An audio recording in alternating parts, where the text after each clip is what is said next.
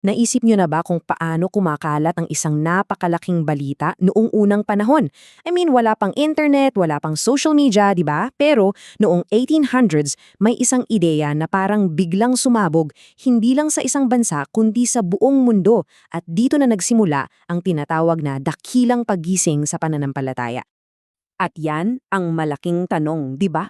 Paano nangyari na ang mga tao mula sa iba't ibang kontinente na wala namang koneksyon sa isa't isa ay nagkaroon ng iisang paniniwala nang halos sabay-sabay? Halika, alamin natin ang misteryong yan. Okay, simulan natin ang kwento sa bida natin, si Joseph Wolf. Isipin niyo siya na parang isang totoong buhay na adventurer na may mission na ikutin ang buong mundo. 7 taong gulang pa lang si Joseph nung sinabi niya yan. Grabe, dito pa lang makikita na natin na iba yung pag-iisip niya. Talagang may tapang siyang magtanong kahit na iba ito sa kinalakihan niya.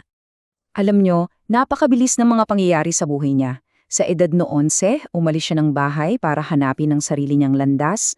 Nag-aral pa siya sa Roma, pero dahil kinwestiyon niya yung mga turo doon, pinalaya na lang siya. Sabi nila, incorrigible daw o di maitutuwid.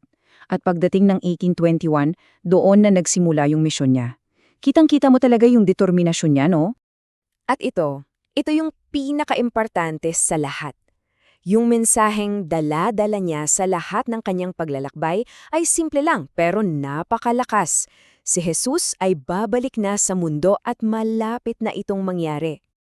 Pero yung mission niya hindi talaga naging madali, grabe, parang eksena sa isang action movie, seryoso. Ibinenta siya bilang alipin, ginutom, binugbog, 3 beses siyang hinatulan ng kamatayan, tapos ninakawan pa ng lahat ng ari-arian niya. At ito pa, isipin nito, naglakad siya ng daan-daang milya nang nakayapak lang sa niebe. Sobrang tibay ng loob niya, di ba? So sa kabila ng lahat ng panganib na yon, si Wolf ay naglalakbay ng walang kahit anong armas o proteksyon. Paano niya nagawa yun? Ano kaya ang sikreto niya? At ito ang sagot niya. Ang mga sandata niya ay hindi mga espada o baril, kundi ang kanyang pananampalataya. Pananalangin, yung pagmamahal niya kay Kristo at buong-buong tiwala na tutulugan siya. Diyan nang gagaling ang pambihirang tapang niya. Ngayon, baka iniisip nyo, wow, si Joseph Wolf lang ba ang may ganitong paniniwala? Well, ang sagot dyan ay isang malaking hindi. Ang totoo, hindi siya nag-iisa sa mundo ng mga mananampalataya. Kasi, sa kabilang dako ng mundo, dun sa Amerika, mayroon namang isang magsasaka na ang pangalan ay William Miller. At sa sarili niyang pag-aaral ng Biblia, alam niyo ba, parehong-parehong konklusyon din ang nahanap niya. Sa Germany naman, may isang respetadong scholar na si Bengel. Siya ay isang ministro at eksperto sa Biblia, pero pareho rin ang naging konklusyon niya. Malapit na ang pagbabalik ni Jesus. At sa Switzerland, mayroon naman si Gaussen. Ang galing ng ginawa niya. Sinimulan niyang ituro ang mensaheng ito sa mga bata dahil naniniwala siyang mas madaling matuto ang mga bata.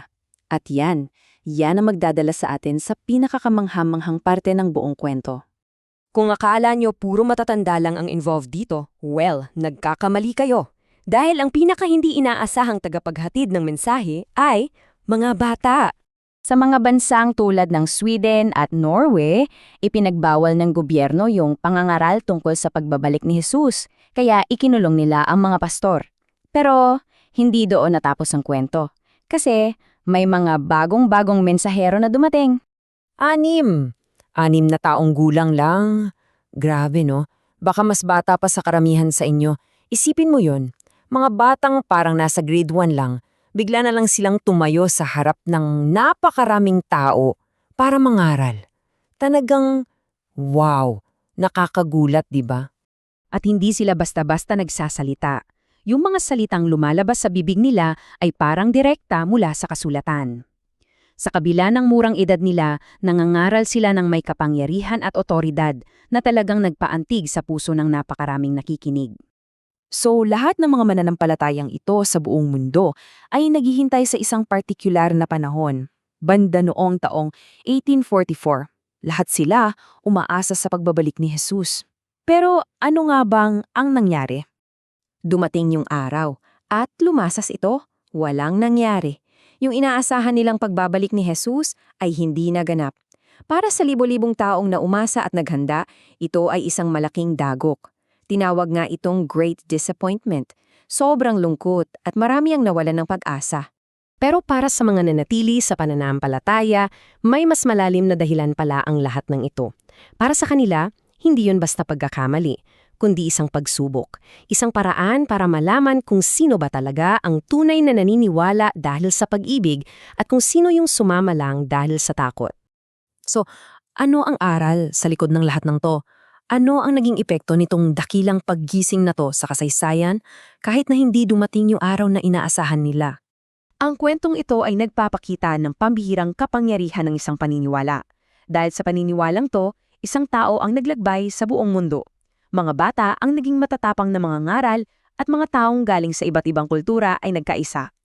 So ang aral dito, 'di ba, ay ito.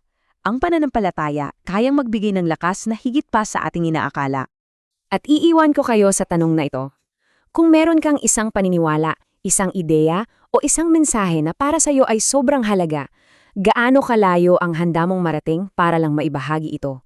Anong paniniwala ang magbibigay sa iyo ng tapang para tawirin ang buong mundo? Pag-isipan niyo yan.